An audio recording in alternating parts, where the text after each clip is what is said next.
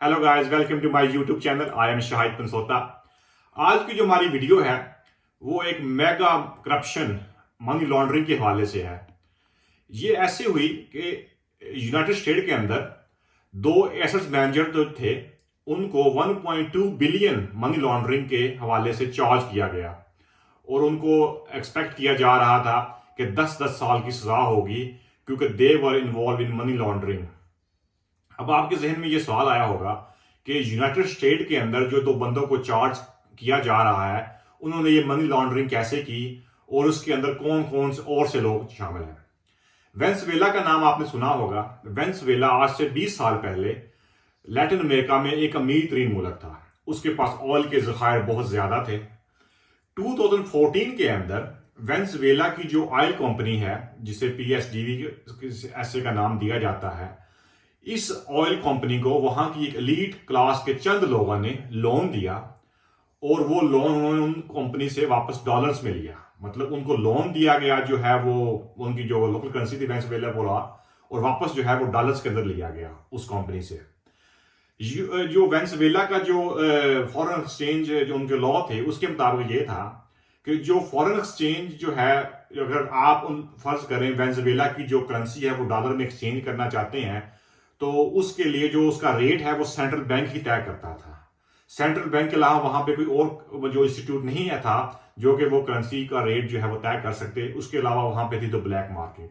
और central bank में भी चंद जो उनके वो नॉमिनेटेड कंपनीज थी या चंद उनके जो मखसूस अशखास थे, सिर्फ वो ही जाके वहां से अपनी जो वेनेजुएलियन बुलर था जो वहां की लोकल करेंसी थी उसको वो डॉलर में एक्सचेंज कर सकते थे।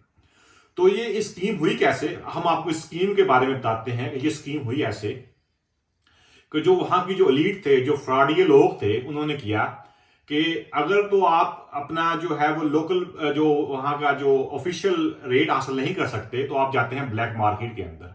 रिलेटिवली ब्लैक मार्केट के अंदर जो रेट है वो उन्होंने वो कम रखा। तो फॉर सेक ऑफ आर्गूमेंट अगर आप कहते उन्होंने 2014 के अंदर रेट जो उन्होंने ब्लैक मार्केट का जो था वो ये था कि वन जो उनका है डॉलर, अमेरिकन डॉलर, वो 100 वेनेजुएलियन डॉलर के बराबर था। ये ब्लैक मार्केट का रेट था। तो उन लोगों के पास डॉलर थे तो वो ब्लैक मार्केट में गए तो उन्होंने जो है वहां से 100 मिलियन एक 1 मिलियन डॉलर दे के 100 मिलियन जो है वो वेनेजुएलियन करेंसी जो है वो ले ली। लेने के बाद उन्होंने वो करेंसी वहां की जो स्टेट ऑयल कंपनी थी उसको लोन दे दिया।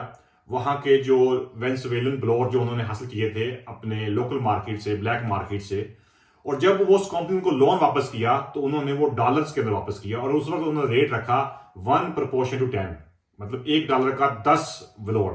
इस तरीके से उन्होंने तकरीबन जो है वो 1.2 बिलियन जो है वो डॉलर कमाए गए। उनका जो टारगेट था वो मई 2015 तक 600 मिलियन जो डॉलर वो था, लेकिन वो अपने इस काम की वजह से उन्होंने ये जो अपनी जो रकम थी वो 1.2 बिलियन कर ली।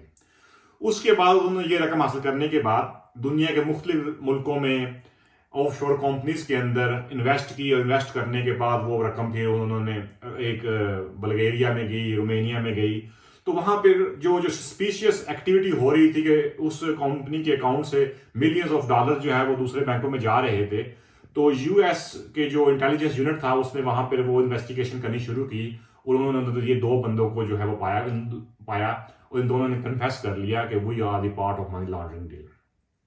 तो बात करने का मकसद ये था कि वेनेजुएला जो कि आज से 20 साल पहले अमीर तरीन मुल्क था, लेकिन अपने मुल्क में जो उनका वो चेक एंड बैलेंस नहीं रख सके और उन्होंने पॉलिसियां ऐसी बनाई जो कि एलीट क्लास को फेवर करती थी और कॉमन मैन आदमी जो था वो उनका बेनिफिशियरी नहीं था। इसलिए मुल्क के अंदर डेवस्टेशन, इकोनॉमिक क्राइसिस बढ़ते बढ़ते गए।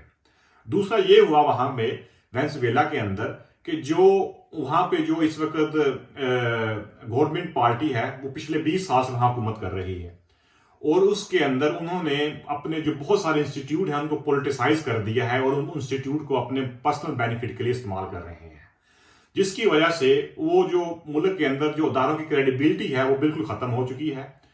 और उनकी ये सूरत हाल है, हर वक्त जो अपोजिशन है वो जो भी इलेक्शन वहां पे होता है उसको मानने के लिए तैयार ही नहीं है कि ये इलेक्शन फ्री एंड फेयर हुआ।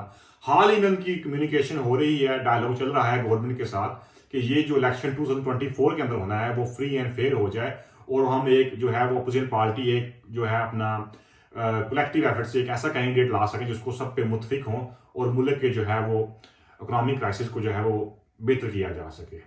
तो जब से ये मुल्क में सूरत हाल पैदा हुई है 2015 से जो है वो लोग तकरीबन वहां से 7 मिलियन लोग जो है वो मुल्क छोड़ के जा चुके हैं और करंट जो कंट्री है वो दिन ब दिन सूरत जो है वो बद से बदतर होती जा रही है।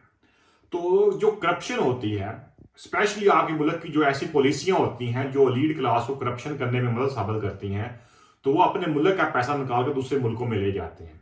सबसे पहले तो अपने मुल्क के अंदर से वो विड्रॉल ऑफ फंड्स होती है, जो फंड आपके लोकल इंफ्रास्ट्रक्चर पे ऊपर लगना था वो मुल्क से बाहर चला जाता है, जिसकी वजह से मुल्क के अंदर अनार्की की सूरत हाल पैदा हो जाती है और ये सिचुएशन दिन ब दिन जो है वो कम हो।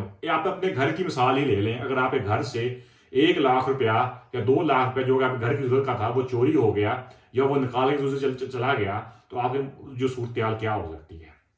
इसलिए करप्शन ना सिर्फ जो है वो अपनी सोसाइटी में जो है वो मास डिस्ट्रक्शन क्रिएट करती है, बल्कि ओवरऑल लोगों की लिविंग के ऊपर भी इफेक्ट होती है। अगर आप ये जो स्टोरी अपनी सूरत हाल अपने मुल्क से रिलेट करना चाहते हैं तो मुझे कमेंट सेक्शन में जरूर बताइएगा, ताकि मुझे पता चल सके कि आपके मुल्क के हाल के अंदर भी कोई ऐसी सूरत हाल दरपेश है। Thank you very much for my YouTube video and keep watching my YouTube video for more updates. Thank you.